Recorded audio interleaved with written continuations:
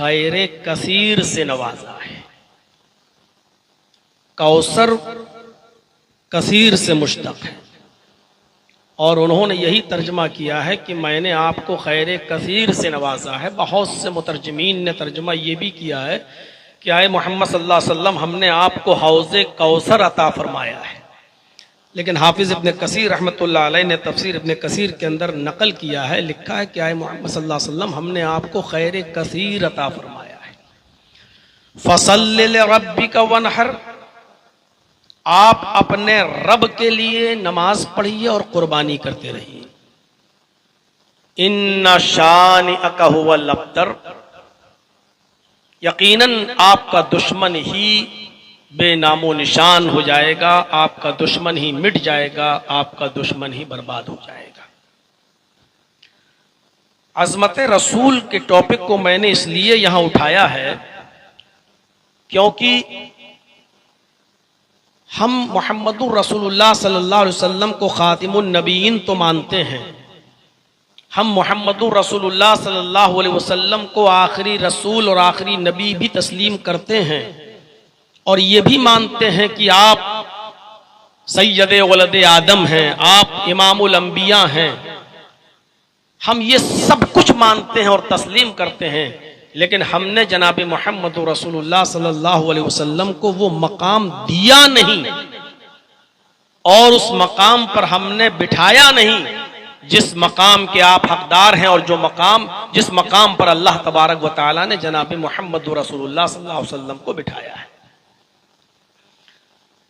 جب بات آتی ہے تو ہم بات کسی اور کی کرنے لگتے ہیں، اس لیے میں نے اس ٹاپک کو اٹھایا ہے کہ ہم پہلے اللہ کے نبی کے مقام، رسول اللہ صلی اللہ علیہ وسلم کے مقام و مرتبے کو سمجھ لیں کہ اللہ نے کیا بیان کیا اور خود محمد رسول اللہ نے کیا بیان کیا، اور یہی وہ شخصیت ہے جس پر اتفاق ممکن ہے۔ آپ کسی کو بھی لے آئیے، کسی کو بھی لے آئیے، آپ کہہ سکتے ہیں کہ میں ان کو نہیں مانتا، اور میں جس کو لے کر آؤں تو آپ بھی کہہ سکتے ہیں کہ میں ان کو نہیں مانتا۔ آپ کہہ سکتے ہیں کہ آپ کا سب سے بڑا بزرگ کون؟ میں کہوں گا فلاں، آپ کہیں گے میں نہیں مانتا، اور آپ کہیں گے میں پوچھوں کہ آپ کا سب سے بڑا بزرگ کون؟ آپ کہیں گے فلاں، میں کہتا ہوں کہ میں نہیں مانتا۔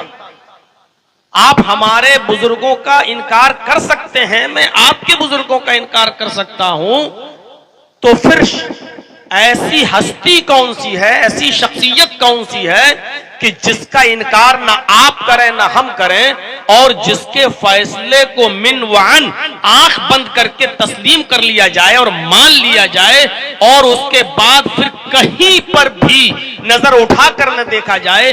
ایسی شخصیت کون ہے؟ جب اس شخصیت کا نام آتا ہے اور کہا جاتا ہے کہ وہ ہستی ہے محمد الرسول اللہ صلی اللہ علیہ وسلم کی، تو اس پر سب آنکھ بند کر کے یہ تسلیم کر لیتے ہیں کہ ٹھیک ہے، آپ ہمارے بھی رسول ہیں، آپ محمد رسول اللہ آپ کے بھی رسول ہیں۔ تو جب ہمارے بھی وہ نبی ہیں، ہمارے بھی وہ بڑے ہیں، ہمارے بھی وہ بزرگ ہیں، اور آپ کے بھی وہ بڑے ہیں اور آپ کے بھی وہ بزرگ ہیں، تو پھر جب ہم اور آپ ان کو اپنا بڑا مان لیتے ہیں، تو آؤ پھر اپنے سارے اختلافات، سارے تنازعات، سارے جھگڑے، ساری جو ہم لوگ آپس میں جو اختلاف کیے ہوئے ہیں جن مسائل پر، اگر ہم ان مسائل کے حل کے لیے محمد رسول اللہ کو سب سے بڑا جج مان لیں، اور آپ کو حکم مان لیں، اور آپ کو اپنا فیصل مان لیں، تو پھر وہاں سے ہو جانے والے فیصلے کو آپ بھی مان لیں اور ہم بھی مان لیں۔ میرے بھائیوں، ایسی شخصیت اگر کوئی ہے تو وہ ہستی ہے صرف محمد رسول اللہ کی، اس لیے اس شخصیت پر سب کا اتفاق ہو سکتا ہے۔ تو آئیے ہم پہلے اس شخصیت کی عظمت کی طرف ہم آپ کو لے کر چلتے ہیں۔ یہ کوئی معمولی انا اعطینا کل کوثر، اے محمد صلی اللہ علیہ وسلم، اے میرے حبیب، ہم نے آپ کو خیر کثیر سے نوازا ہے۔ فصل لربک وانحر، آپ جیسے پہلے نماز پڑھتے تھے اور قربانی کرتے تھے، آپ شکرانے کے طور پر نماز پڑھتے رہیے اور قربانی کرتے رہیے۔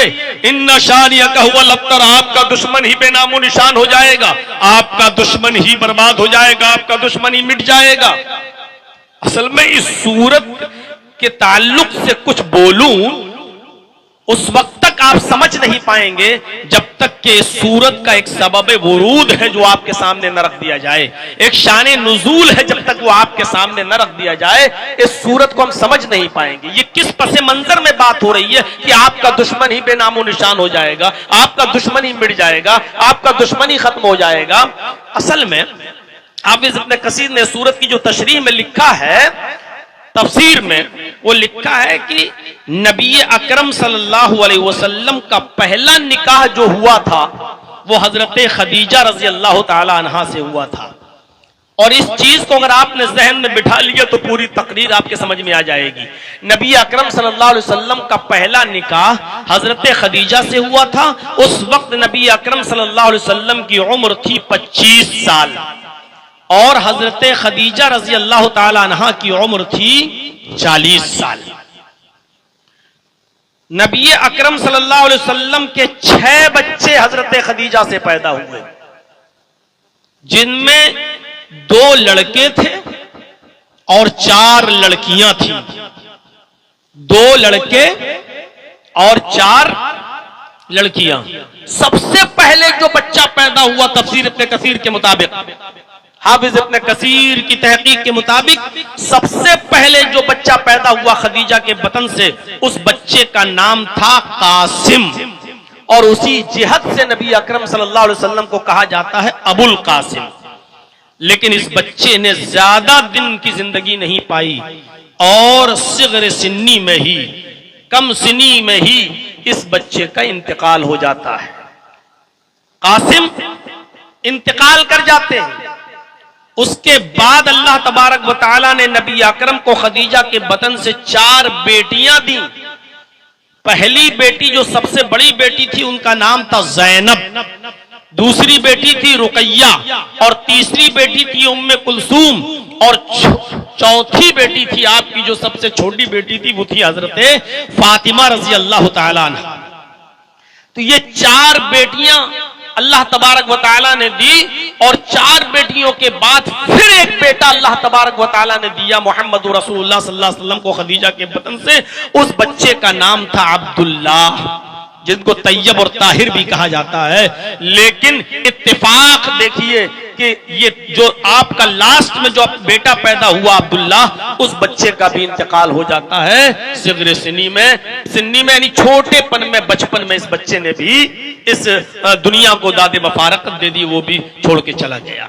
اس وقت تک آپ نبی بن چکے تھے، آپ کو نبوت مل چکی تھی، لیکن آپ کو معلوم ہوگا آپ کا ایک بیٹا اور تھا۔ مقوقس کے بادشاہ نے 2 لڑکیاں گفٹ میں تحفتاً بھیجی تھی محمد رسول اللہ صلی اللہ علیہ وسلم کے پاس۔ 2 لونڈیاں، 2 باندیاں بھیجی تھی، جن میں ایک کا نام تھا سیرین اور دوسری کا نام تھا ماریہ قبطیہ۔ جب یہ دونوں لڑکیاں، دونوں لونڈیاں محمد رسول اللہ کو تحفتاً بھیجی گئیں، تو سیرین کو اللہ کے رسول نے حضرت حسان ابن ثابت کو دے دیا کہ ان کو تم رکھو اپنے پاس، اور ماریہ قبطیہ کو خود محمد رسول اللہ صلی اللہ علیہ وسلم نے اپنے پاس رکھ لیا۔ لونڈی سے بھی وہ خدمت لی جا سکتی ہے جو ایک بیوی سے لی جا سکتی۔ اب ہم اس طرف ابھی نہیں جانا چاہتے ہیں ورنہ بہکیں گے اور دوسری طرف ہم چلے جائیں گے۔ اتنا بتا دوں کہ ماریہ قبطیہ ایک لونڈی تھی، باندی تھی، اور ماریہ قبطیہ کے بطن سے بھی ایک بیٹا پیدا ہوا نبی اکرم صلی اللہ علیہ وسلم کا، جس بچے کا نام اللہ کے نبی نے رکھا ابراہیم۔ اس بچے نے بھی 18 مہینے کی عمر پائی، صرف تقریباً 1.5 سال کی۔ 18 مہینے کی عمر پا کر ابراہیم کا بھی انتقال ہو گیا۔ ماریہ قبطیہ نے جب خبر بھیجی کہ آپ کا بیٹا بیمار ہے، طبیعت خراب ہے، محمد صلی اللہ علیہ وسلم جلدی آئیے، تو نبی اکرم صلی اللہ علیہ وسلم جس جگہ پر تھے اور اپنے بیٹے کی طبیعت کے خراب ہونے کی خبر سنی، جب آپ گئے تو ماریہ قبطیہ نے اپنے بچے کو، ابراہیم کو، محمد رسول اللہ صلی اللہ علیہ وسلم کے ہاتھوں میں دے دیا۔ شاید ابراہیم محمد رسول اللہ کے مبارک ہاتھوں کا انتظار کر رہے تھے، اور جیسے ہی نبی اکرم صلی اللہ علیہ وسلم نے ابراہیم کو اپنی گود میں لیا، ابراہیم کی آخری سانس ختم نکل گئی، یعنی وہ بھی داد مفارقت دے گئے اور وہ بھی جدا ہو گئے، اس دنیا کو چھوڑ کے چلے گئے۔ 1.5 سال کی عمر میں ابراہیم کا بھی انتقال ہو گیا.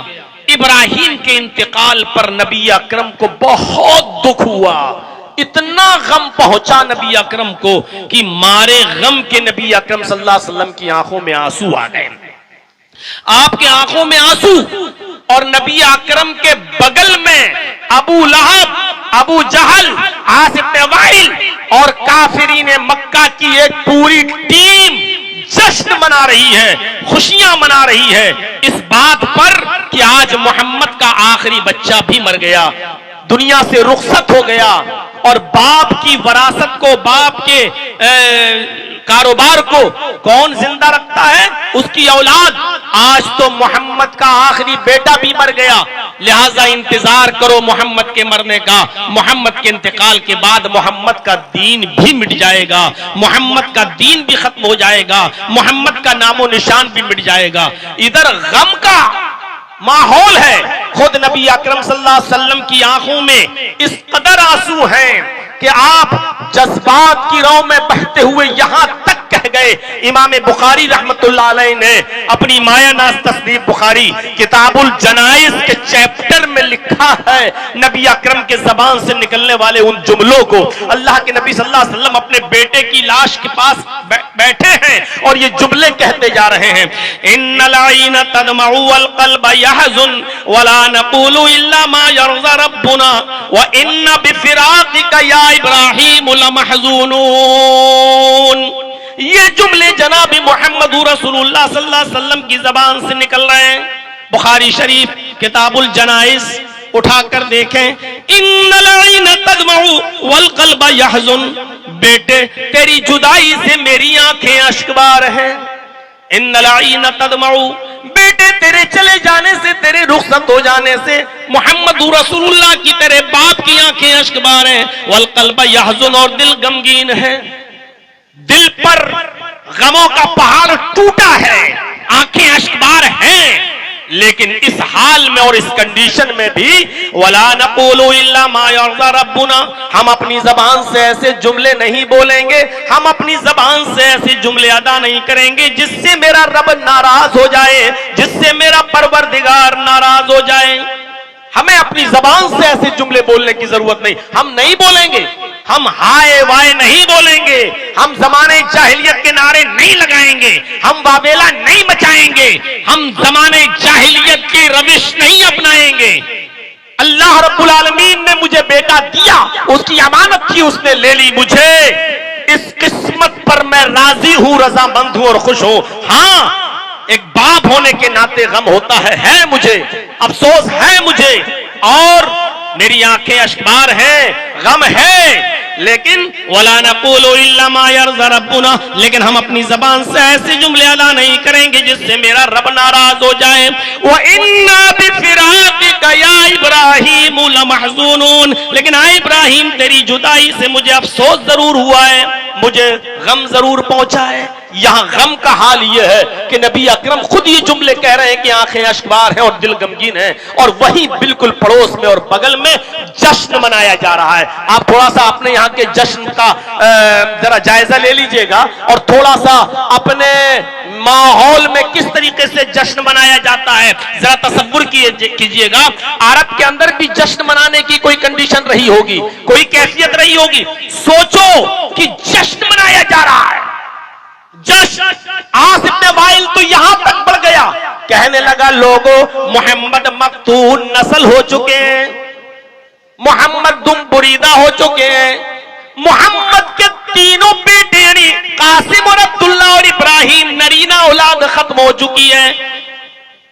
لڑکیاں یہ تھوڑی ماں باپ کی وراثت کو زندہ رکھتی ہیں, لڑکے رکھتے ہیں, اور محمد کا تو اب کوئی لڑکا ہی نہیں رہا صلی اللہ علیہ وسلم. انتظار کرو محمد کے مرنے کا, محمد مریں گے, محمد کا نام بھی مٹ جائے گا, محمد کا دین بھی مٹ جائے گا, محمد کا دین بھی ختم ہو جائے گا. حافظ ابن کثیر نے لکھا ہے نبی اکرم صلی اللہ علیہ وسلم نے نظریں آسمان کی اوپر ڈالی, گویا کہ یہ سوالیہ نظریں تھی, استفہامیہ نظریں تھی, گویا کہ نظریں اٹھا کر اپنے رب سے یہ سوال کر رہے ہیں الہ العالمین, کیا میرے انتقال کے بعد میرا دین مٹ جائے گا، میرا نام و نشان ختم ہو جائے گا؟ کیا میرا نام مٹ جائے گا؟ کیا میرا دین مٹ جائے گا؟ کیا اسلام کا اور میرا کوئی نام لینے والا نہیں ہوگا؟ رب العالمین نے محمد رسول اللہ کی آسمان کی طرف اٹھی ہوئی نظروں کو پڑھا اور سمجھ لیا کہ میرے نبی کی استفہامیہ نظریں کیا کہہ رہی ہیں۔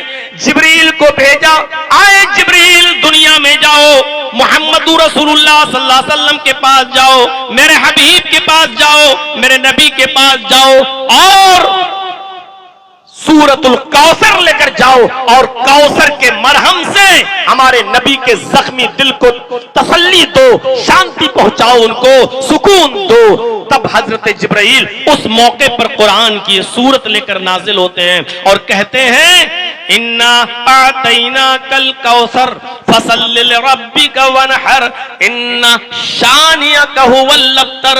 اے نبی، ہم نے آپ کو خیر کثیر سے نوازا ہے، ہم نے آپ کو اتنی خوبیاں دی ہیں، اتنی بھلائیوں سے نوازا ہے، اتنی خوبیاں اور اتنی بھلائیاں عطا کی ہیں کہ آپ ان کو گن نہیں پائیں گے، کاؤنٹ نہیں کر پائیں گے۔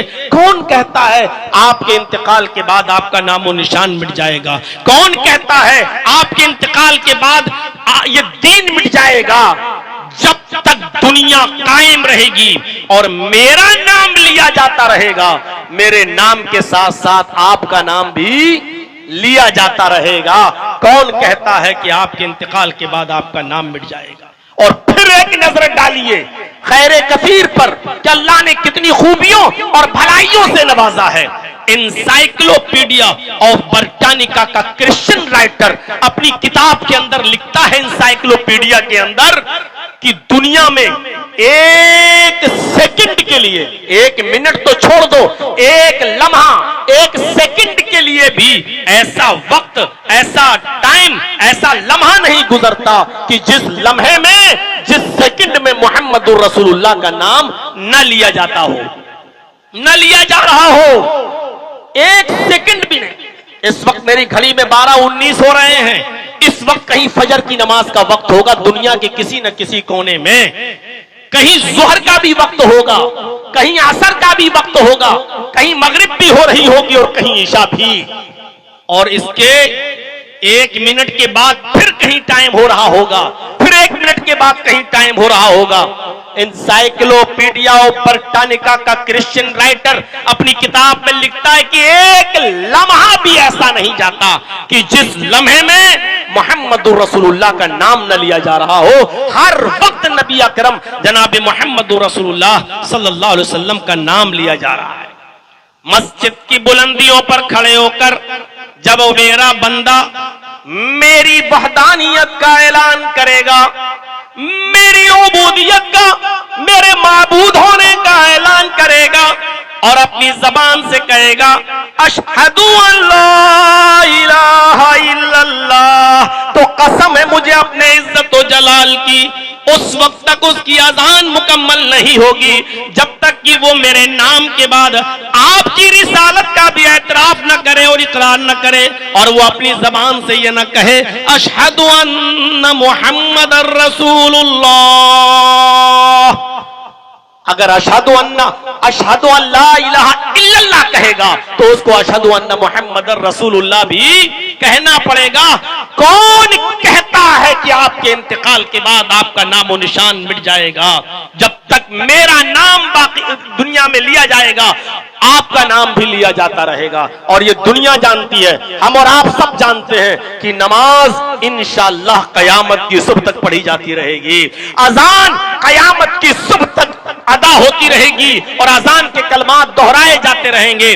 اس سے کلیئر اور صاف ہے کہ جب تک مسجد کی بلندیوں پر کھڑے ہو کر اذان کے کلمات بلند کیے جاتے رہیں گے اور اللہ کا نام آتا رہے گا، محمد رسول اللہ کا نام بھی لیا جاتا رہے گا۔ اے نبی، کون کہتا ہے کہ آپ کے انتقال کے بعد آپ کا نام و نشان مٹ جائے گا؟ اے نبی، جو کہتا ہے ان کو کہنے دیجئے، اے محمد صلی اللہ علیہ وسلم، جن کو کہنا ہے ان کو کہنے دیجئے آپ کا نام برابر لیا جاتا رہے گا. یہ جو کہہ رہے ہیں آپ کے دشمن، ان کو کہنے دیجئے آپ ان کی باتوں سے کبیدہ خاطر مت ہوئیے، آپ ان کی باتوں سے ناراض مت ہوئیے، آپ ان کی باتوں سے غمگین مت ہوئیے.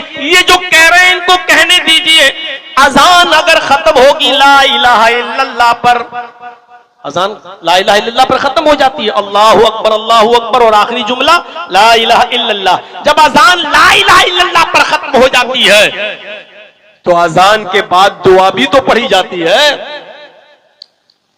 اے محمد صلی اللہ علیہ وسلم، اے میرے حبیب، اذان کے بعد جب میرا بندہ دعا پڑھے گا تو اس دعا میں بھی وہ آپ کا نام لے گا، اور دعا میں نام لیتا ہے آتی محمدن الوسیلہ والفضیلہ اللہم رب هذه الدعوة التامة والصلاة القائمة آتی محمدن الوسیلہ والفضیلہ. کون کہتا ہے کہ آپ کا نام مٹ جائے گا؟ کہنے دیجئے. ارے آپ وضو بناتے ہیں تو وضو میں تو نبی کا نام نہیں لیتے، بسم اللہ کہہ کر وضو شروع کر دیتے ہیں، لیکن وضو کے بعد کی دعا میں آپ کو محمد رسول اللہ کا نام لینا پڑے گا. اشہد ان لا الہ الا اللہ واشہد ان محمدن عبدہ ورسولہ.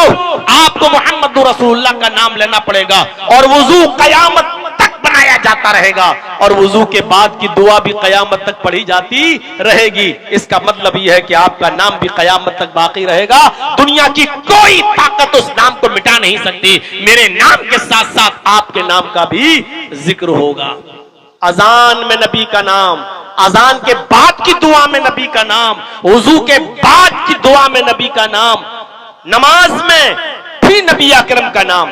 جب بھی میرا بندہ میری عبادت کے لیے کھڑا ہوگا، اے میرے حبیب، جب وہ اللہ اکبر کہہ کر میری حمد و ثنا بیان کرے گا، سبحانک اللہم و بحمدک و تبارک اسمک، جب بھی میری حمد و ثنا بیان کرے گا، الحمدللہ رب العالمین الرحمن الرحیم مالک یوم الدین، جب بھی وہ میری حمد و ثنا بیان کرے گا، اس وقت تک اس کی نماز کمپلیٹ نہیں ہوگی، اس وقت تک اس کی نماز مکمل نہیں ہوگی، جب تک کہ وہ نماز مکمل کرنے سے پہلے، سلام پھیرنے سے پہلے آپ کا نام نہ لے لے. اشہد، اتحیات میں بیٹھ کر اشہد ان لا الہ الا اللہ و اشہد ان محمدن عبدہ ورسولہ، اور آپ پر درود نہ پڑھ لے اللہم صلی علی محمد اللہم بارک علی محمد، یا السلام علیک ایھا النبی ورحمۃ اللہ وبرکاتہ. کتنا مضبوط کر دیا اللہ رب العالمین نے محمد رسول اللہ کے نام کو اپنے نام کے ساتھ. جب تک اللہ کا نام لیا جاتا رہے گا، نہ اللہ کے نام کے ساتھ ساتھ محمد رسول اللہ کے بھی نام کا ذکر ہوگا. پہلے اس عظمت کو سمجھ لو، اور جب یہ عظمت سمجھ میں آ جائے تو پھر جھگڑے ہی ختم ہو جائیں. میرے بھائیوں، آج امت محمدیہ میں جو 72 اور 73 فرقوں کی جو بشارت اللہ کے نبی نے جو پیشین گوئی کی تھی، اس پیشین گوئی کی نوبت ہی نہیں آئے.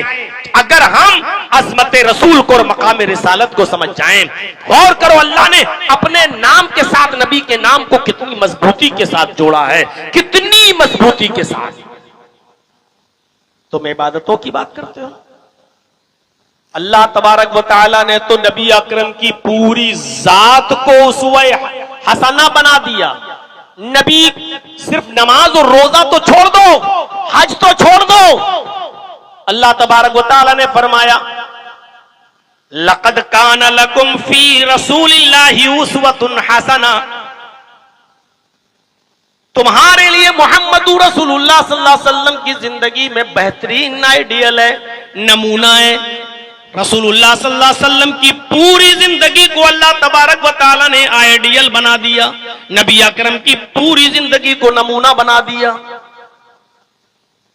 تم کہتے ہو نماز کیسے پڑھیں، ادھر ادھر جاتے ہو، روزہ کیسے رکھیں، حج کیسے کریں، زکات کیسے، تم عبادیات کی بات کرتے ہو. ارے اللہ تعالیٰ نے تو نبی کی پوری زندگی کو تمہارے لیے نمونہ بنایا. عبادیات ہی نہیں، تمہیں اٹھنا اٹھنا ویسے پڑے گا جیسے محمد رسول اللہ اٹھتے تھے، تمہیں بیٹھنا ویسے چاہیے جیسے محمد رسول اللہ بیٹھتے تھے، چلنا ویسے چاہیے جیسے نبی چلتے تھے، سونا ویسے چاہیے جیسے نبی سوتے تھے، کھانا ویسے چاہیے جیسے نبی اکرم کھاتے تھے، شادی اور بیاہ ویسے کرنا چاہیے جیسے محمد رسول اللہ صلی اللہ علیہ وسلم کرتے تھے۔ نبی اکرم کی پوری زندگی کو آئیڈیل بنا دیا، اٹھنا بیٹھنا لیٹنا سونا جاگنا کھانا پینا چلنا پھرنا شادی بیاہ، اور جس نبی کی پوری زندگی ہمارے لیے آئیڈیل ہو، جس کا اٹھنا جس کا بیٹھنا جس کا چلنا جس کا پھرنا جس کا کھانا جس کا پینا جس کا شادی اور جس کا نکاح، جب یہ سب ہمارے لیے آئیڈیل ہو تو نماز ہمارے لیے آئیڈیل کیوں نہیں ہوگی؟ روزہ ہمارے لیے آئیڈیل کیوں نہیں ہوگا؟ حج ہمارے لیے آئیڈیل کیوں نہیں ہوگی؟ زکات ہمارے لیے آئیڈیل کیوں نہیں ہوگی؟ اسی لیے تو اللہ کے نبی صلی اللہ علیہ وسلم فرمایا کرتے تھے، صلو کما رأیتمونی اصلی، صلو کما رأیتمونی اصلی، لوگوں اس طرح نماز پڑھا کرو جس طرح تم مجھے دیکھتے ہو نماز پڑھتے ہوئے۔ اللہ قیامت کے دن یہ نہیں پوچھے گا 8 تراویح پڑھی تھی کہ 20 پڑھی تھی، اللہ یہ نہیں پوچھے گا ظہر کی 10 پڑھی تھی کہ 12 پڑھی تھی، اللہ یہ نہیں پوچھے گا کہ 17 پڑھی تھی کہ 7 پڑھی تھی عشاء کی۔ اللہ یہ کہے گا کہ یہ بتاؤ کہ ہم نے تمہیں جو آئیڈیل جو نمونہ دیا تھا محمد رسول اللہ صلی اللہ علیہ وسلم کی شکل میں، تم نے یہ نماز محمد رسول اللہ کے طریقے پر پڑھی تھی یا نہیں پڑھی تھی؟ رسول اللہ صلی اللہ علیہ وسلم کو آئیڈیل مانا تھا یا نہیں مانا تھا؟ تم نے نماز ویسے پڑھی کہ نہیں پڑھی جیسے محمد رسول اللہ صلی اللہ علیہ وسلم نے پڑھ کر بتائی اور امت کو سکھلائی؟ میرے بھائیوں، یہ سوال اللہ تبارک و تعالیٰ کرے گا قیامت۔ تعداد سے کیا مطلب ہے؟ تعداد تو ایسی ایسی گزری ہے، اگر آپ کتابیں پڑھو گے ایکس وائی زیڈ، مطلب اتھو نتھو ویرو گیرووں کی کتابیں، اب کسی کا نام لینا میں ضروری نہیں سمجھتا ہوں، نہ وہ اتنی مبارک ہستیاں ہیں کہ ان کا نام لینے سے پہلے میں غسل کروں اور وضو بناؤں۔ میرے بھائیوں، ایسی ایسی تعدادیں لکھی ہوئی ہیں کہ ہمارے فلاں فلاں صاحب ایک دن میں یعنی 24 گھنٹے میں 2000 رکعتیں پڑھا کرتے تھے، اور ان کو لوگ بہت بڑا بزرگ تصور کر رہے ہیں، بہت بڑا بزرگ تصور کر رہے ہیں۔ اگر آپ اپنی عقل سے بھی سوچو اور 4 رکعت پڑھ کے دیکھو آپ، تو آپ بہت جلدی جلدی بھی پڑھیں گے اس طریقے سے۔ سبحانک اللہم و بحمدک و تبارک اسمک و تعالی جدک و لا الہ غیرک، اعوذ باللہ من الشیطان الرجیم، بسم اللہ الرحمن الرحیم، الحمدللہ رب العالمین الرحمن الرحیم مالک یوم الدین۔ اس طریقے سے بھی اگر آپ پڑھیں گے تو کم سے کم آپ کو 1 رکعت پڑھنے میں 1 منٹ لگ جائے گا، اور 4 رکعت پڑھنے میں آپ کو 4 منٹ لگ جائیں گے۔ اب آپ تصور کرو کہ جب 4 منٹ میں 4 رکعت ہو رہی ہے تو آپ 1 گھنٹے میں کتنی ہوئی؟ 60، اور 1 گھنٹے کے حساب سے آپ جوڑ لیجئے 24 گھنٹے میں کتنی ہوئی، کیلکولیٹ کر کے دیکھیے گا 1400 یا 1500 1600 کے آس پاس ہوگی۔ 1 منٹ کی 1 نماز 1 رکعت جوڑی جائے تو کتنی ہو رہی؟ 1400 1500 1600، اور یہ حضرت پڑھ کتنی رہے؟ 2000۔ یہ نماز پڑھ رہے تھے یا بابا رام دیو والی ایکسرسائز کر رہے تھے؟ یہ 2000 رکعت 1400 1500 1600 یہ رکعتیں بھی تب ہوں گی جب لیٹرین کرنے نہ جاؤ، پیشاب کرنے نہ جاؤ، کھانا کھانے نہ جاؤ۔ کھانا کھانے گئے 10 منٹ لگ گئے، 10 رکعتیں کم کر لو۔ لیٹرین میں گئے 10 منٹ لگ گئے، 10 رکعتیں کم کر لو۔ پیشاب کرنے گئے 2 4 5 منٹ لگ گئے، 5 رکعتیں کم کر لو۔ جب کنٹینیو لگاتار ریگولر اگر آپ پڑھیں گے تب 1460 یا 1500 کے آس پاس یہ رکعتیں ہو رہی ہیں۔ اب آپ بتائیے کہ 2000 رکعتیں پڑھتے تھے، کیا میسج دینا چاہ رہے ہیں آپ؟ تو عبادتیں بھی ہوں گی تو مولوی جرچیس اور مولوی فلاں کے مطابق نہیں ہوں گی۔ صلو کما رأیتمونی اصلی، مقام رسالت کو سمجھو، نماز ویسے پڑھو جیسے تمہیں جناب محمد رسول اللہ نے بتائی۔ اللہ کے نبی فرماتے ہیں ویسے پڑھو جیسے مجھے دیکھتے ہو نماز پڑھتے ہوئے۔ اب آپ اندازہ لگائیے نبی کی ذات خیر کثیر. لقد کان لکم فی رسول اللہ اسوۃ حسنہ، تمہارے لیے رسول اللہ صلی اللہ علیہ وسلم کی زندگی میں بہترین نمونہ ہے، بہترین آئیڈیل ہے، بہترین ماڈل ہے محمد رسول اللہ کی زندگی. اللہ تعالیٰ نے آپ کی اتباع کو ضروری قرار دیا، اور ضروری قرار نہیں دیا بلکہ یہ کہہ دیا کہ اگر تم اللہ سے محبت کرنا چاہتے ہو، حقیقت میں اگر یہ چاہتے ہو کہ اللہ تم سے محبت کرے تو دیکھیے قرآن کیا کہتا ہے. پہلے قرآن کی آیتیں ہی سنتے جائیے، قرآن نے مقام رسالت کیا بتایا ہے. اللہ تبارک و تعالیٰ فرماتا ہے محمد صلی اللہ علیہ وسلم آپ کہہ دیجئے قل ان کنتم تحبون اللہ فاتبعونی یحببکم اللہ. اے نبی کہہ دو اگر تم چاہتے ہو کہ اللہ سے محبت کرو، اگر تم چاہتے ہو کہ اللہ سے محبت کرو، ان کنتم تحبون اللہ، اگر تم چاہتے ہو کہ تم اللہ سے محبت کرو، فاتبعونی تو پہلے میری اتباع کرو. اللہ تعالیٰ نے اپنی محبت کا ذریعہ اتباع رسول کو بتایا ہے. سبب کیا بتایا ہے؟ جب تک تم رسول کی اتباع نہیں کرو گے اللہ بھی محبت نہیں کرے گا. اگر تم چاہتے ہو کہ اللہ تم سے محبت کرے تو تمہیں میری اتباع کرنا پڑے گی، یعنی محمد رسول اللہ صلی اللہ علیہ وسلم کی. انعام کیا ہوگا؟ نتیجہ کیا نکلے گا؟ یحببکم اللہ، اللہ بھی تم سے محبت کرنے لگے گا. اللہ کی محبت ہر انسان چاہتا ہے. کیا یہاں کوئی ایسا انسان ہے جو یہ چاہے کہ اس کو اللہ کی محبت نہ ملے؟ اور اگر اللہ کی محبت روٹ جائے تو اس دنیا میں ایک گھوٹ پانی بھی پی سکو گے؟ اگر اللہ تھوڑی دیر کے لیے ناراض ہو جائے تو کیا اس دنیا میں آپ ایک گھوٹ بھی پانی پی سکیں گے؟ کون ہے جو یہ چاہتا ہو کہ اللہ کی محبت ہمیں نہ ملے؟ لیکن اللہ تعالیٰ خود کہہ رہا ہے کہ اگر تم چاہتے ہو کہ میں تم سے محبت کروں تو تم میرے نبی محمد رسول اللہ کی اتباع کرو. اتباع رسول کو محبت الہی کا ذریعہ بنا دیا ہے اللہ تبارک و تعالیٰ نے. قل ان کنتم تحبون اللہ فاتبعونی یحببکم اللہ. اور اتباع کے ساتھ ساتھ اطاعت بھی، اطاعت فرما برداری بھی، ایسی اطاعت اور فرما برداری. اور اللہ کے رسول صلی اللہ علیہ وسلم نے فرمایا کہ میری اطاعت ہی تمہیں جنت میں لے جائے گی. دخول جنت کا ذریعہ رسول کی اطاعت ہے. اگر آپ نے رسول کی اطاعت نہیں کی تو جنت میں بھی داخل نہیں ہوگے. پڑھیے بخاری شریف کتاب الاعتصام بالکتاب والسنہ کے الفاظ ہیں. اللہ کے نبی صلی اللہ علیہ وسلم فرماتے ہیں کل امتی يدخلون الجنت الا من ابا. قالوا من یابا یا رسول اللہ؟ قال من اطاعنی دخل الجنہ ومن عصانی فقد ابا. اللہ کے نبی صلی اللہ علیہ وسلم نے فرمایا میری پوری کی پوری امت جنت کے اندر داخل ہوگی، میری پوری کی پوری امت جنت کے اندر داخل ہوگی. کل امتی يدخلون الجنہ، میری پوری کی پوری امت جنت کے اندر داخل ہوگی. الا من ابا، وہ نہیں جائے گا جس نے انکار کیا. صحابہ نے کہا اللہ کے رسول ایسا شخص کون ہے جو آپ کا انکار کر دے، جو ایمان بھی لائے، مانے بھی، اور یہ بھی کہے کہ رسول ہمارے پیغمبر ہمارے ہیں، اور اس کے باوجود آپ کا انکار کر دے؟ ایسا بدنصیب کون ہے؟ ایسا بدنصیب شخص کون ہے؟ تو اللہ کے نبی جناب محمد رسول اللہ صلی اللہ علیہ وسلم نے فرمایا کہ ایسے لوگ ہیں جو میری اطاعت، ایسے لوگ ہیں جو مجھے مانیں گے بھی، ماننے کا دعویٰ بھی کریں گے.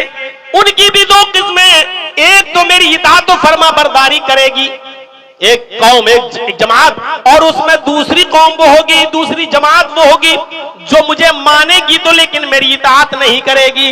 آپ نے فرمایا من اطاعنی دخل الجنہ، جس نے میری اطاعت کی وہ جنت کے اندر داخل ہوگا، جس نے میری اطاعت کی وہ جنت کے اندر داخل ہوگا. ومن عصانی فقد ابا، اور جس نے میری نافرمانی کی اس نے انکار کر دیا. لیجئے آج ہم اور آپ بہت سے معاملات میں نبی کی نافرمانی کر رہے ہیں، کیا یہ نبی کا انکار نہیں ہے؟ ابھی شیخ معراج ربانی صاحب شادیوں کے تعلق سے لاسٹ میں کچھ بول رہے تھے، وہ کیا ہے ہمارے ہاں جو سراسر جو ماحول ہے وہ کیا ہے؟ شادیوں کا، بیاہ کا اور بھی بہت سی خرافاتیں جو ہم نے اپنی طرف سے داخل کر رکھی ہیں، شریعت کے ہوتے ہوئے، رسول کی سنتوں کے ہوتے ہوئے، میرے بھائیوں کیا ہیں؟ فرمایا من اطاعنی، جو مجھے مانے گا اور ماننے کے بعد میری اطاعت کرے گا وہ جنت کے اندر داخل ہوگا، ومن عصانی، جو مجھے مانے گا تو لیکن میری بات نہیں مانے گا، میری نافرمانی کرے گا، ومن عصانی، تو سمجھ لو اس کا ماننا نہ ماننا دونوں برابر ہے، وہ جو ہے میرا منکر ہے۔ میرے بھائیوں رسول کا منکر، رسول کا منکر اس کو کیا کہا جائے؟ رسول کے منکر کو کون سا درجہ دیا جائے؟ رسول کے منکر کو کیا کہا جائے؟ صاف طور پر بتا دیا کہ دخول جنت کب ہے؟ ہمارا اور آپ کا جنت میں داخلہ مشروط ہے اطاعت رسول کے ساتھ، اگر اطاعت رسول نہیں تو دخول جنت بھی نہیں، رسول کی اطاعت نہیں تو جنت میں داخلہ بھی نہیں۔ من اطاعنی دخل الجنہ، جو میری اطاعت کرے گا وہ جنت کے اندر داخل ہوگا، اور جس نے میری نافرمانی کی وہ جنت میں نہیں جائے گا۔ ظاہر بات ہے اس نے میرا انکار کیا، اس نے میرا انکار کیا۔ یہ اللہ رب العالمین نے محمد رسول اللہ صلی اللہ علیہ وسلم کو مقام و مرتبے دیے، اس کرسی پر اللہ تعالیٰ نے بٹھایا ہے۔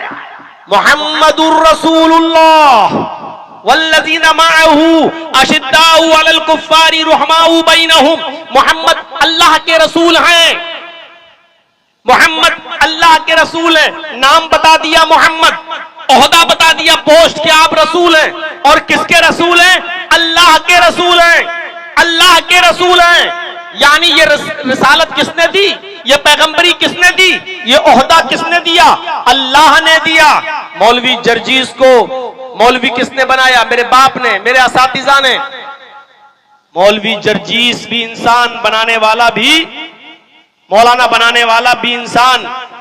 جرجیس غلطی کر سکتا ہے کیونکہ وہ انسان ہے، اور بنانے والا بھی غلطی کر سکتا ہے کیونکہ وہ انسان ہے۔ ہمیں اور یہ جتنے علماء بیٹھے ہیں یا دنیا میں جتنے لوگوں کو بزرگوں کا نام دیا جاتا ہے، ان سب کو بزرگ کس نے بنایا؟ ہم نے اور آپ نے اور ہم جیسے لوگوں نے۔ لیکن اللہ کے رسول کو بزرگ کس نے بنایا؟ اللہ نے، ہم نے نہیں بنایا، اللہ نے۔ انسان جب کسی انسان کو بزرگ بناتا ہے، انسان جب کسی انسان کو اونچائی پر بٹھاتا ہے، انسان جب کسی انسان کو مقام و مرتبہ دیتا ہے، تو جو گوشت جو ہم 12 مہینے کھاتے ہیں، یہی سبزیاں جو ہم 12 مہینے کھاتے ہیں، لیکن ایک مہینے کے لیے یہی گوشت، یہی دودھ، یہی چاول، یہی دال، یہی سبزی ہمارے اوپر حرام ہو جاتی ہے۔ میں لفظ حرام جان بوجھ کر بول رہا ہوں تاکہ آپ اس کو اپنے ذہن میں بٹھا لیں۔ یہی گوشت، یہی سبزی، یہی دودھ، یہی پانی رمضان کے مہینے میں روزے کی حالت میں ہمارے اور آپ کے اوپر حرام ہو جاتی ہے۔ گوشت حلال ہے لیکن روزے کی حالت میں ہم نہیں کھا سکتے، حرام ہے۔ اب اگر آپ کھائیں گے تو آپ گناہ گار ہوں گے۔ میں پوچھتا ہوں، گوشت حلال ہے، سبزی حلال ہے، لیکن آپ کو گناہ کیوں پڑ رہا ہے؟ اس لیے کیونکہ آپ نے اللہ کے حکم کے مطابق جو روزہ رکھا ہے، اور اللہ نے ایک مہینے اس کھانے اور پینے کی چیزوں سے جو ہمیں اور آپ کو روکا ہے، یہ رک جانا ہی عبادت ہے۔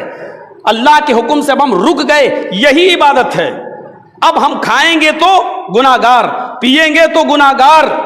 آپ غور کیجئے، وہ ایک عورت، وہ ایک لڑکی جو شادی سے پہلے حرام ہوتی ہے ہمارے اور آپ کے اوپر، لیکن اللہ کے کلمے کے ذریعے، جب کلمت اللہ کے ذریعے ہم اس کو اپنی زندگی میں اور اپنے اوپر حلال کر لیتے ہیں اور پوری زندگی اس سے ہم لذت محسوس کرتے ہیں، لیکن روزے کی حالت میں اللہ رب العالمین کا حکم ہے اور اس کے رسول کا حکم ہے کہ آپ اس کے قریب نہیں جا سکتے ہیں۔ قربت سے مراد، آپ سمجھدار ہیں، سمجھ سکتے ہیں، اللہ کے رسول نے بھی منع کیا اور اللہ تبارک و تعالیٰ نے بھی منع کیا ہے۔ اب وہی بیوی اور اس کے ساتھ وہ جسمانی تعلق روزے کے اندر حرام ہو گیا ہمارے۔ اب وہ بیوی تو حرام نہیں، لیکن وہ جسمانی تعلق اس کے ساتھ حرام ہو گیا ہے۔ اب اگر کوئی شخص روزے کی حالت میں اپنی بیوی کے ساتھ اگر جماع کر لیتا ہے تو وہ صرف مجرم ہی نہیں، اللہ کے حکم کی نافرمانی ہی نہیں بلکہ اتنی بڑی سزا کا مستحق ہو گیا کہ اس روزے کے ساتھ ساتھ، جو روزہ تو خراب ہو ہی گیا اس کا، اس روزے کے علاوہ اس کو ایک غلام آزاد کرنا پڑے گا۔ یہ پنشمنٹ ہے اس کا، یہ سزا ہے اس کی۔ اب غلام آزاد کرنے کی طاقت نہیں ہے تو 60 روزے رکھنا پڑیں گے اس کو، مسلسل پے در پے، کنٹینیو، ایک بھی روزہ بیچ میں چھوٹنا نہیں چاہیے، اگر کوئی بیماری نہیں، کوئی عذر نہیں تو۔ اور اگر 60 روزے رکھنے کی بھی طاقت نہیں ہے تو 60 مسکینوں کو کھانا کھلائے گا۔ میرے بھائیوں، صرف وہ بیوی جو اس کے لیے حلال، وہ بیوی جس کو کلمت اللہ کے ذریعے اس نے اپنی زندگی میں لایا اور حلال ہے، لیکن چونکہ اللہ کا حکم تھا کہ روزے کی حالت میں تم اس کے قریب نہیں جا سکتے، آپ گئے تو آپ کو وہ روزہ بھی پورا کرنا ہوگا اور اس کے علاوہ یہ پنشمنٹ، یہ سزا بھی آپ کو ملے گی۔ کیوں؟ اس لیے کہ یہ اللہ رب العالمین کے حکم کو پورا کرنے کا نام عبادت ہے۔ اب روزہ ہم اپنی مرضی کے مطابق نہیں رکھ سکتے ہیں، روزہ اللہ اور اس کے رسول کے حکم کے مطابق رکھا جائے گا۔ تو یہ ہمیں اور آپ کو سمجھنا ہے کہ اب اللہ کے حکم کی کتنی فرما برداری ہمارے اندر آئی ہے، کتنی فرما برداری ہمارے اندر پیدا ہوئی ہے۔ اسی لیے قرآن کریم کی آیت میں نے پڑھی ہے، یا ایھا الذین آمنوا کتب علیکم الصیام کو اپنا محل موضوع نہیں بنایا ہے، وسارعوا الی مغفرۃ من ربکم وجنۃ، دوڑو اپنے رب کی طرف، سارعوا الی مغفرۃ ربکم، اپنے رب کی مغفرت کی طرف دوڑو، وجنۃ، اور جنت کی طرف دوڑو، اس جنت کی طرف عرضها السماوات والارض، جس کی لمبائی اور چوڑائی زمین و آسمان کے برابر ہے۔ اس جنت کی طرف لپکو، اس جنت کی طرف جلدی کرو، اس جنت کی طرف دوڑو۔ کس جنت کی طرف؟ جس کی لمبائی اور چوڑائی زمین و آسمان کے برابر، عرضها السماوات والارض، آسمانوں اور زمین کے برابر ہے جس کا پیمانہ، جس کی پیمائش، جس کی لمبائی اور چوڑائی۔ اعدت للمتقین، یہ جنت متقیوں کے لیے، اللہ سے ڈرنے والوں کے لیے، اللہ کا خوف کھانے والوں کے لیے بنائی گئی ہے۔ اس کا ترجمہ میں یوں کر سکتا ہوں کہ یہ جنت اللہ کے ہر حکم کی اطاعت و فرما برداری کرنے والوں کے لیے بنائی گئی ہے، اللہ کے منع کردہ کاموں سے رکنے والوں کے لیے جنت تیار کی گئی ہے۔ یہ رمضان کا مہینہ بھی ہمیں جنت کی طرف دوڑانے کے لیے آیا تھا۔ اب ہم یہ دیکھیں کہ ہم جنت کی طرف کتنا دوڑے، اپنے رب کی مغفرت کی طرف کتنا دوڑے۔ ہم انفرادی طور پر ہم نے اپنے دل کو کتنا صاف کیا اور اجتماعی طور پر اپنے معاشرے کو اور اپنے سماج کو کتنا صاف کیا۔ ہر فرد اس پر غور کرے، ہر فرد اس پر غور کرے۔ اللہ کے رسول نے جن چیزوں سے ہمیں روکا وہ ہم رکیں یا نہیں رکیں۔ یہ رمضان کا جو آخری عشرہ ہوتا ہے، آخری 10 دن، یہ اللہ تبارک و تعالیٰ کی طرف سے ایک تحفہ ہے مسلمانوں کے لیے، مومنوں کے لیے۔ لیکن ان دنوں میں عبادت بہت زیادہ ہونی چاہیے، لیکن اس آخری عشرے میں مومن تو اپنے رب کی طرف لپک جاتا ہے، مومن تو عبادت کی طرف لپک جاتا ہے اور دوڑنے لگتا ہے، لیکن مسلمان شاپنگ کی طرف چلا جاتا ہے، مارکیٹنگ کی طرف چلا جاتا ہے، دکانوں کی طرف چلا جاتا ہے۔ میں یہ 2 لفظ الگ سے بول رہا ہوں اور جان بوجھ کر بول رہا ہوں۔ مومن تو اپنے رب کی عبادت کی طرف اور آخری عشرے کو گزارتا ہے، لیکن مسلمان آخری عشرے کو بازاروں میں اور مارکیٹوں میں گزارتا ہے۔ ہمارے اس لہجے سے اور ہماری اس تقریر سے آپ کو یہ پتا چل رہا ہوگا کہ مولانا جرجیز کی نظر میں مومن الگ چیز ہے اور مسلمان الگ چیز ہے۔ مومن رب کی مغفرت کی طرف، رب کی عبادت کی طرف لپکتا ہے، اور مسلمان کس کو کہتے ہیں؟ جس نے کلمہ پڑھ لیا لا الہ الا اللہ محمد رسول اللہ، وہ اسلام میں انٹر تو ہو گیا ہے، وہ داخل ہو گیا ہے، لیکن وہ مومن اس وقت تک نہیں ہو سکتا ہے جب تک کہ ادخلوا فی السلم کافہ، جب تک کہ وہ ایک ایک حکم کو اپنی زندگی پر نافذ نہ کرے۔ تو میرے بھائیوں، مومن وہ ہے جو رب کے ہر حکم کو اپنے اوپر نافذ کرتا ہے، اور مسلمان وہ ہے جو صرف داخل تو ہو گیا ہے کسی گھر کے اندر، لیکن گھر کا کھانا نہیں کھا سکتا ہے، وہ پانی نہیں پی سکتا ہے، وہ گھر کے بیڈ و بستر پر بیٹھ نہیں سکتا ہے، وہ گھر کے اندر داخل تو ہو گیا ہے، لیکن نہ گھر یہ اس کا ہے، نہ یہ کرائے کا مکان ہے جس میں وہ رہتا ہے، مالک جب اس کو نکالنا چاہے اس کو نکال سکتا ہے، نہ اس کی وہ چیزیں اس کی ہیں، وہ جب چاہے اس کو بھگا سکتا ہے اور نکال سکتا ہے۔ تو ہم انٹر تو ہو گئے اسلام کے اندر، لیکن اسلام اور ایمان ہماری پوری زندگی کے اندر رچا اور بسا نہیں ہے۔ تو میرے بھائیوں، مومن آخری عشرے کو رب کی عبادت میں گزارتا ہے اور مسلمان شاپنگ میں گزارتا ہے۔ اللہ اللہ کے رسول کے حکم کی فرما برداری کیسی ہونی چاہیے، ایک واقعے سے آپ اندازہ لگائیے۔ حذیفہ ابن یمان کا واقعہ میں نے بیرون ٹولے کی مسجد میں بتایا تھا جمعے کے موقع پر۔ حذیفہ ابن یمان کو اللہ کے نبی صلی اللہ علیہ وسلم نے ایک بار لسٹ دی تھی، مسجد کے اندر سارے صحابہ کے سامنے، سارے صحابہ کی موجودگی میں ایک لسٹ دی تھی، آئے حذیفہ ادھر آؤ، مسجد نبوی ہے اور مسجد نبوی کے اندر حضرت حذیفہ کو ایک لسٹ دی جا رہی ہے۔ اس لسٹ کے اندر اللہ کے نبی نے بتا دیا تھا، اس لسٹ کے اندر لکھوا دیا تھا، آئے حذیفہ یہ لسٹ میں تمہیں دے رہا ہوں، بڑی ایمانداری کے ساتھ اس لسٹ کو اپنے پاس رکھنا، یہ راز ہے۔ مدینے میں کتنے منافق ہیں، مدینے میں کتنے منافق ہیں، یعنی نہ وہ مومن ہے نہ کافر، ہمارے پاس آتے ہیں تو ہماری جیسی، اور آپ کے پاس جاتے ہیں نہیں کافروں میں تو ان جیسی، یعنی کتنے منافق ہیں، ان کے نام ہیں اس لسٹ کے اندر۔ لیکن آئے حذیفہ یہ نام اپنے تک رکھنا، یہ لسٹ اپنے تک رکھنا، اس لسٹ کے بارے میں کسی کو پتہ نہ چلنے پائے، اور کسی ایک کو بھی آپ نہ بتانا کہ اس لسٹ میں کس کا نام ہے۔ حضرت حذیفہ ابن یمان نے اللہ کے رسول کے اس حکم کو ایسا مانا کہ اس لسٹ کو اپنے پاس رکھتے تھے، جب سوتے تھے تو ان کے تکیے کے نیچے ہوا کرتی تھی، جب چلتے تھے تو انہوں نے اپنے کپڑوں میں کوئی پاکٹ، کوئی گہری جیب بنا رکھی تھی، وہ اس کے اندر رکھتے تھے، لیکن کسی کو بتایا نہیں کرتے تھے۔ لوگوں نے بہت لالچ دیا، بہت پوچھا حضرت حذیفہ سے کہ مجھے بتا دو، لیکن حضرت حذیفہ نے کچھ نہیں بتایا۔ لوگ اکیلے آیا کرتے تھے اور کہتے تھے کہ حذیفہ میرے کان میں بتا دو، اس لسٹ میں کہیں میرا نام تو نہیں۔ حضرت حذیفہ کہتے تھے سوری میں تمہیں نہیں بتا سکتا، میں کسی کو نہیں بتا سکتا، اللہ کے نبی صلی اللہ علیہ وسلم نے مجھے اعتبار کر کے، مجھ پر بھروسہ کر کے مجھے ایک ذمہ داری دی ہے، تو میں اس ذمہ داری اس کو پوری طریقے سے نبھاؤں گا اور میں بالکل نہیں بتاؤں گا۔ اب لوگوں کو فکر ہو گئی کہ کہیں اس لسٹ میں میرا نام تو نہیں، اس لسٹ میں میرا نام تو نہیں، اس لسٹ میں میرا نام تو نہیں، لیکن پتہ کیسے چلے؟ اب لوگ یہ دیکھا کرتے تھے، اب منافقوں کا پتہ لگانے کے لیے ان صحابہ کرام کا جذبہ دیکھو، اب پتہ کیسے چلے کہ منافق کون ہے؟ لسٹ میں تو کس کے نام ہے ہمیں تو پتہ ہی نہیں، میرا نام ہے یا نہیں مجھے تو پتہ ہی نہیں، تو حضرت حذیفہ بتا بھی نہیں رہے ہیں، تو صحابہ کرام اس مدینے میں یہ دیکھا کرتے تھے کہ کس کا انتقال ہوا ہے۔ جب اس کے انتقال کے بعد اس کی مٹی میں جایا کرتے تھے، جنازے میں جایا کرتے تھے صحابہ، تو یہ دیکھا کرتے تھے حضرت حذیفہ اس مٹی میں آئے ہیں یا نہیں، حضرت حذیفہ اس مٹی میں شامل ہوئے یا نہیں۔ اگر حضرت حذیفہ مدینے میں کسی کے انتقال پر اگر حاضر ہوتے ہیں، مٹی میں جاتے ہیں، تو سمجھا جاتا تھا کہ یہ آدمی انتقال کرنے والا مومن ہے، یہ منافق نہیں ہے۔ اگر منافق ہوتا تو حضرت حذیفہ اس کے جنازے میں نہیں آتے، اور جس کے جنازے میں حضرت حذیفہ نہیں جایا کرتے تھے، لوگ اندازہ لگا لیا کرتے تھے کہ آج ایک منافق کا انتقال ہوا ہے، آج ایک منافق آدمی مر گیا ہے، آج وہ ایک منافق اس دنیا سے چلا گیا ہے۔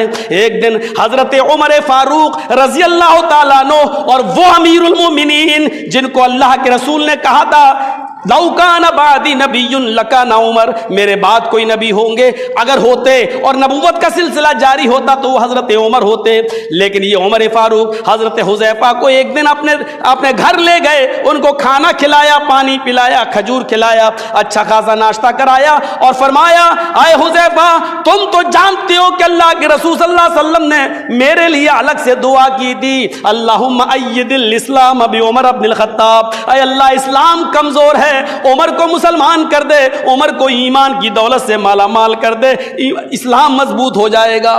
ہمارے لیے نبی اکرم نے دعا کی ہے اور اللہ نے مجھے ہدایت دی، میں ایمان لایا، میں تمہیں صرف اتنا چاہتا ہوں کہ اپنے گھر پہ میں تمہیں بلا کر لایا ہوں، آئے حذیفہ عمر کے کان میں صرف اتنا بتا دو، میں تمہیں اللہ اور اس کے رسول کا، میں تمہیں اللہ کا واسطہ دیتا ہوں، میرے کان میں اتنا بتا دو کہ جو لسٹ جناب محمد رسول اللہ نے آپ کو سونپی ہے مدینے کے منافقین کی، اس لسٹ میں کہیں میرا نام تو نہیں ہے، اس لسٹ کے اندر کہیں میرا نام تو درج نہیں ہے۔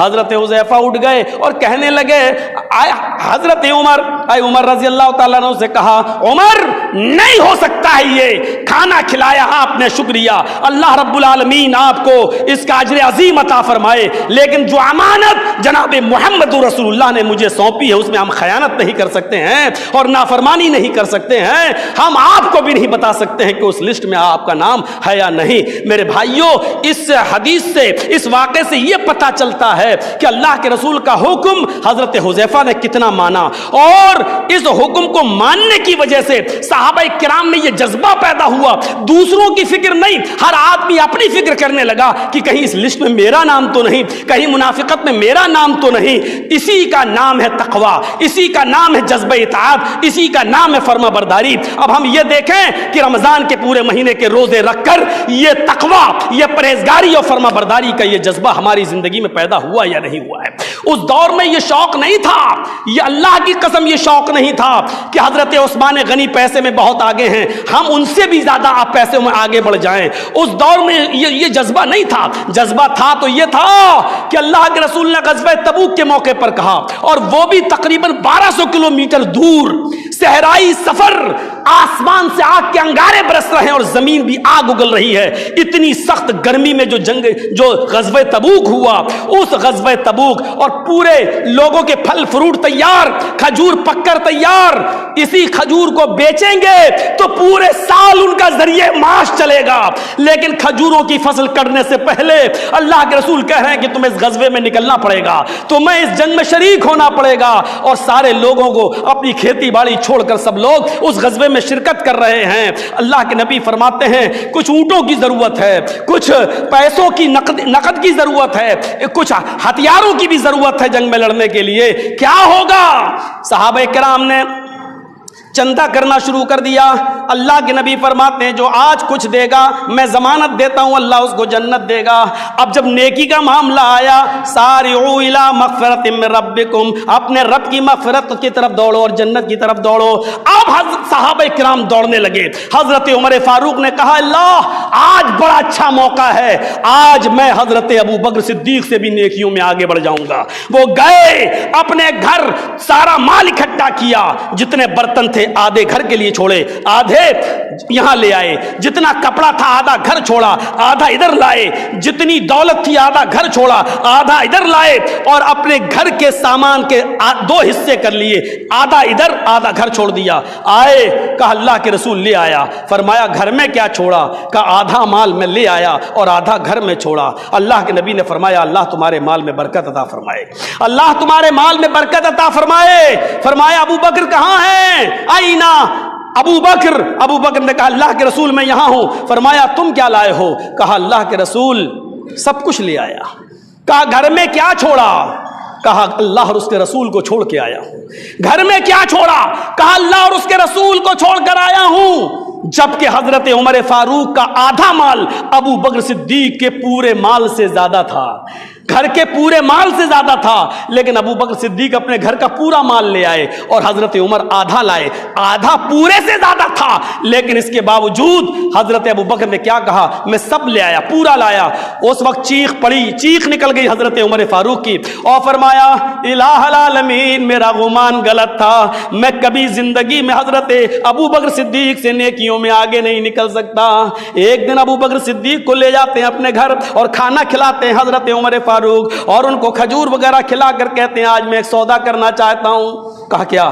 کہا ابو بکر صدیق میری پوری زندگی کی عبادتیں تم لے لو آئے ابو بکر میری پوری زندگی کی عبادتیں آپ لے لو اور ایک رات کی ایک دن کی وہ عبادت جو آپ اللہ کے رسول کے ساتھ غار ثور میں رہے اور آپ نے اپنے پیروں پر محمد رسول اللہ کو اپنی ران پر نبی کا سر رکھ کر سلایا تھا اور بچھو نے جو نبی آپ کے پیر میں کاٹ لیا تھا اس کے باوجود آپ نے پیر نہیں ہلایا تھا کہ اللہ کے رسول کی آنکھ نہ کھل جائے اس ایک رات کی عبادت مجھے دے دو مجھے امید ہے کہ آپ کی ایک رات کی عبادت میری پوری زندگی کی عبادتوں سے زیادہ بڑھ کر ہو جائے گی میرے بھائیوں لیکن یہاں ایک دوسرے کی عبادتوں کو ٹرانسفر کرنے کا حساب ہی نہیں ہے۔ اگر ایسا سلسلہ ہوتا اور شریعت میں اگر یہ اجازت ہوتی تو ہر آدمی ایک دوسرے کو ٹرانسفر کر دیتا۔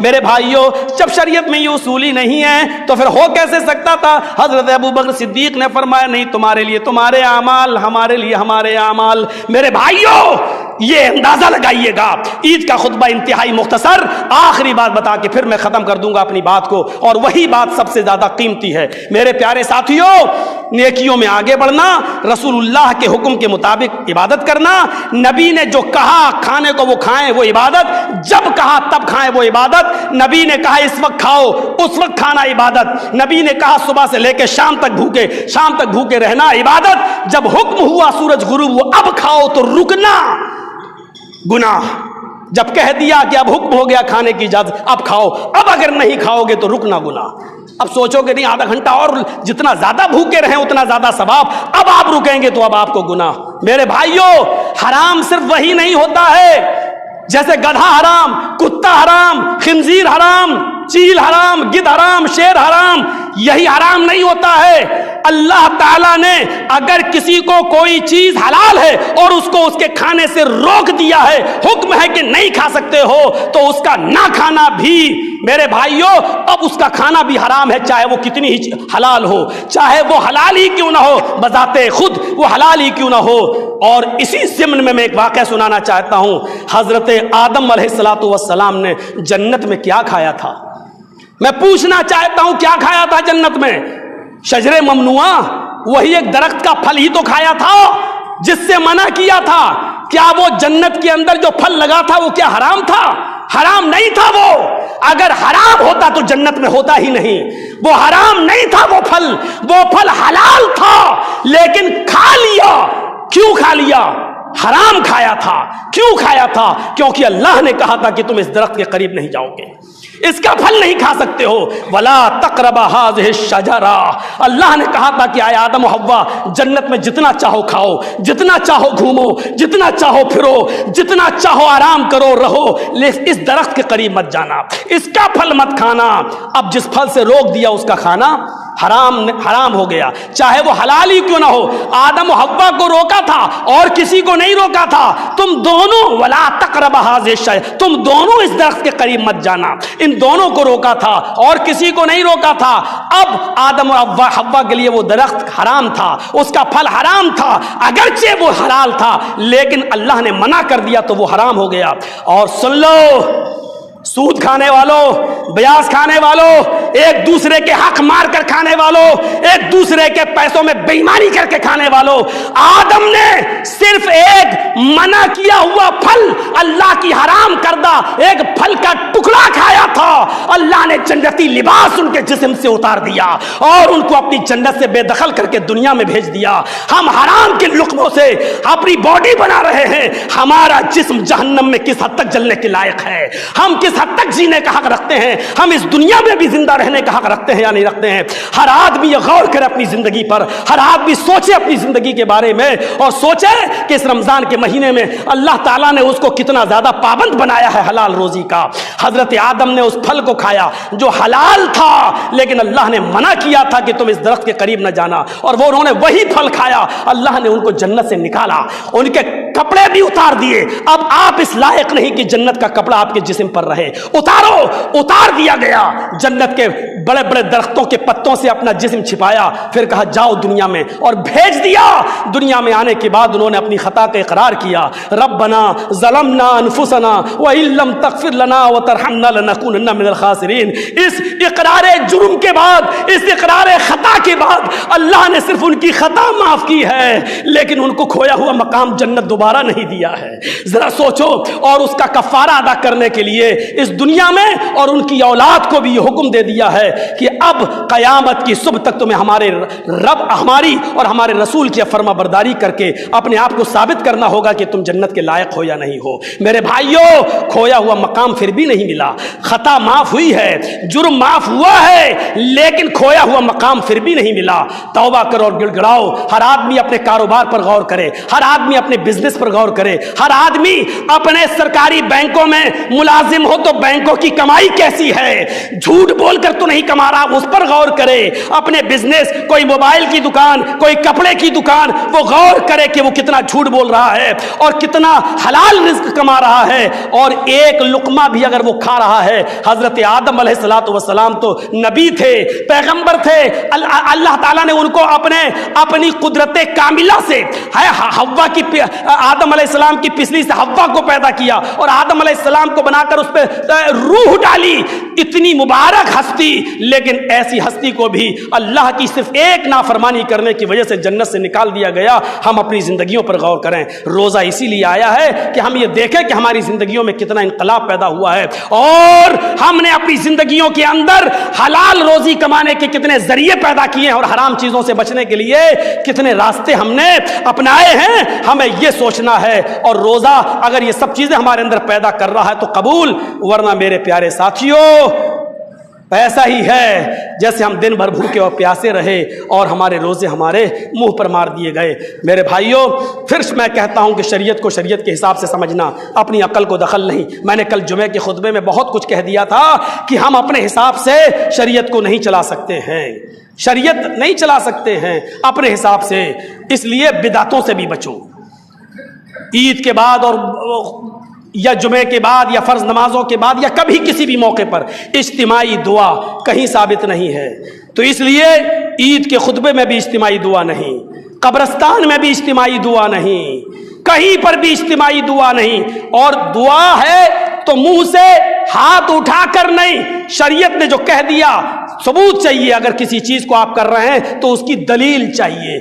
अगर आप अल्लाह के रसूल के हुक्म पर आमन्ना और सद्दकना कहते हैं तो आप अपने आप को शरीयत की जिंदगी के मुताबिक ढालिए। हमारी माँ बहनें, बहुत सी ईदगाहों में इंतजाम होता है, वो चली जाती हैं, ठीक है, पढ़ना चाहिए और आना चाहिए। अल्लाह के रसूल ने हुक्म दिया है कि औरतें भी ईदगाह जाएं, मर्दों के साथ नमाज पढ़ें, वो उनका अलग इंतजाम अलग होगा, अलग पढ़ें। जिनको पीरियड आ रहा है, हैज आ रहा है, वो भी जाएं। देखिए कितना ताकीदी हुक्म है, वो भी जाएं, नमाज में शामिल ना रहें। लेकिन खतीब जब दुआ करेगा तो दुआ में वो आमीन बोलेंगी, वो जा सकती हैं लेकिन नमाज नहीं पढ़ेंगी, लेकिन वो भी जाएं। गौर करो, अल्लाह के रसूल के ज़माने में औरतें मस्जिद ईदगाह आया करती थीं, हैज वाली औरतें भी आया करती थीं। लेकिन हमारे यहाँ अगर इंतज़ाम नहीं होता है तो वो अपने घरों पर नमाज तो पढ़ सकती हैं, लेकिन माफ़ करना, फिर चंद औरतें जमा होकर मोहल्ले की किसी मस्जिद में चली जाएं या किसी दूसरे के घर में चंद औरतें चली जाएं और वहां एक औरत उन तमाम औरतों को नमाज पढ़ाए।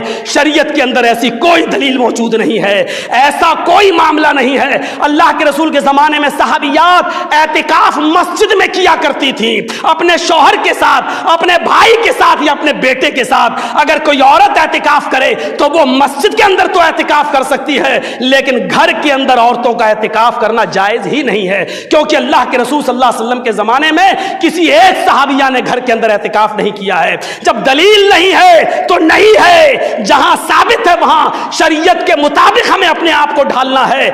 शरीयत हमारे उसूलों पर नहीं ढलेगी, शरीयत हमारे तरीकों पर नहीं चलेगी।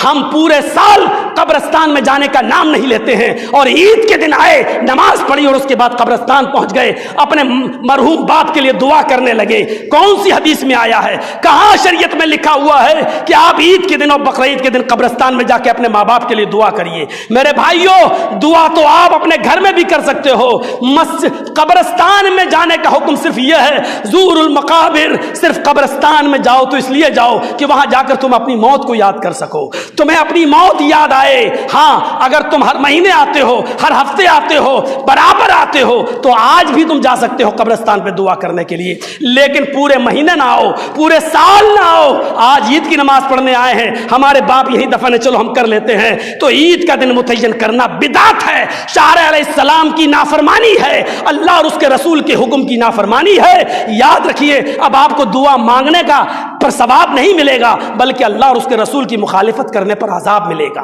तो मेरे भाइयों, हमें ये और आपको सोचना पड़ेगा कि शरीयत क्या है। अल्लाह से हम दुआ करते हैं कि बार इलाह तो हमारी खताओं को माफ फरमा दे। बार इलाह, हमने रमजान के महीने में जो रोजे रखे हैं, इलाह आलमीन तो हमारे इन टूटे फूटे रोजों को कबूल قبول فرما لے۔ اے اللہ ان روزوں کے اندر ہم سے جو خطائیں اور غلطیاں ہوئی ہیں، صدقۃ الفطر ہم نے اسی لیے دیا ہے تاکہ ہماری بھول چوک کو نظر انداز کر دیا جائے۔ الہ العالمین صدقۃ الفطر کو بھی قبول فرما لے، اور اس صدقۃ الفطر کی ادائیگی کے بعد تو ہمارے ٹوٹے پھوٹے روزوں کو شرف قبولیت سے نواز دے۔ الہ العالمین آج ساری دنیا خوشی کے عالم میں ہے۔ اے اللہ یہ خوشی ہماری زندگی، ہماری اصلی زندگی کے اندر بھی پیدا فرما دے۔ اے اللہ ہمارا اٹھنا اسلامی بنا دے، ہمارا بیٹھنا اسلامی بنا دے، ہمارا طریقہ، ہمارا چلنا، ہمارا اٹھنا بیٹھنا اسلامی بنا دے، ہماری نماز، ہمارے روزے اسلامی بنا دے۔ الہ العالمین اس رمضان کے مہینے میں جو لوگ انتقال فرما کر تیری رحمت کو پیارے ہو چکے بار الہ ان کو غریق رحمت عطا فرما، اور جو پہلے ہمارے جو انتقال فرما چکے ہیں ہمارے بھائی اللہ تو ان کی قبروں کو نور سے بھر دے۔ اے اللہ ہر سال رمضان کے مہینے میں بہت سے جہنمیوں کو تو آزاد کر کے جنت میں داخل کرتا ہے۔ الہ العالمین اس میں تو ہمارے اقربا کو بھی یہ بخشش مرحمت فرما دے۔ الہ العالمین ہماری ماں بہنوں کو بے پردگی اور بے حیائی سے بچا لے۔ الہ العالمین ہمارے نوجوانوں کو اسلامی شوق پیدا فرما دے۔ الہ العالمین اس روزے کے اثرات تو ہماری زندگی کے اندر پیدا فرما دے۔ حضرت آدم علیہ السلام کی زندگی سے ہمیں سبق حاصل کرنے کی توفیق عطا فرما۔ الہ العالمین جو بیمار ہیں ان کو شفاء کاملہ اور عاجلہ عطا فرما۔ الہ العالمین پوری دنیا میں مسلمان کہیں امن و سکون کے ساتھ نہیں جی رہا ہے، اے اللہ ہم مسلمانوں میں اتفاق اور اتحاد پیدا فرما دے۔ اے اللہ پوری کائنات اور پوری دنیا کے مسلمانوں کو اے اللہ امن و سکون راحت نصیب فرما۔ اے اللہ ہمیں اللہ اور اس کے رسول کا فرما بردار بنا دے۔